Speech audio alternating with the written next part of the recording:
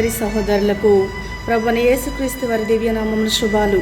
నూతన జీవితాన్ని దిన దైవ ధ్యానము. ఒక భిన్నమైన ఆలస్యం. దేవుని సమయం ఖచ్చితంగా ఉంది.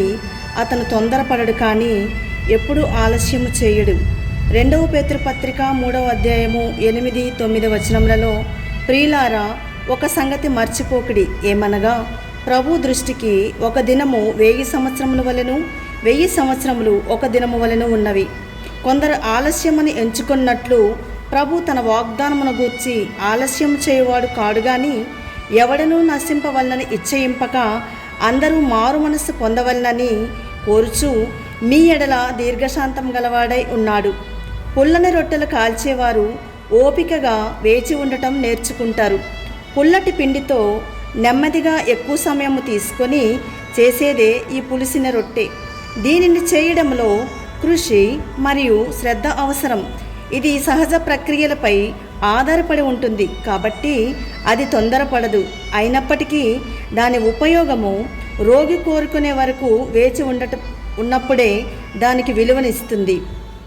అదేవిధంగా నిరీక్షణ ద్వారా మాత్రమే కొన్ని ఆధ్యాత్మిక ప్రయోజనాలను పొందవచ్చు. ఉదాహరణకు, దేవుని ఆలస్యాన్ని చూసి ఆదిమ క్రైస్తవుల్లో కొందరు విసుగు చెందారు. తమ జీవితకాలంలో యేసు చాలా త్వరగా వస్తాడని వారు విశ్వసించారు. కానీ కాలం గడుస్తూ ఉంది. వారు ఆశించిన హామీలు ఏవీ నెరవేరడం లేదు. నిజానికి అపహాస్యము చేసేవారు అన్నీ ఇలాగే కొనసాగుతాయి అని అపహసించవచ్చి చెబుతారని పేతురు విశ్వాసులని హెచ్చరించాడు. 2వ పేతురు పత్రిక 3వ అధ్యాయము 4వ వచనములో ఆయన రాకడను గూర్చిన వాగ్దానమేమాయను, పితరులు నిద్రించినది మొదలుకొని సమస్తమును సృష్టి ఆరంభనున్నట్టే నిలిచేయున్నది అని చెప్పుదురని మొదట మీరు తెలుసుకొనవలెను. సమయము గురించి మనకున్న అవగాహనకు దేవుని దృష్టికి భిన్నంగా ఉందని ప్రజలకు గుర్తు చేశాడు.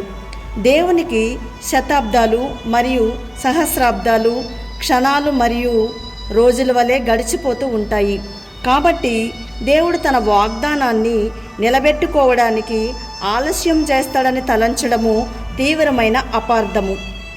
దేవుడు ఆలస్యము చేయడు.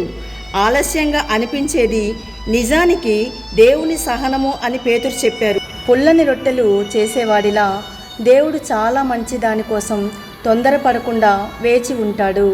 అతని దయగల బహుమతిని ఎక్కువ మంది ప్రజలు అంగీకరించటం కోసం.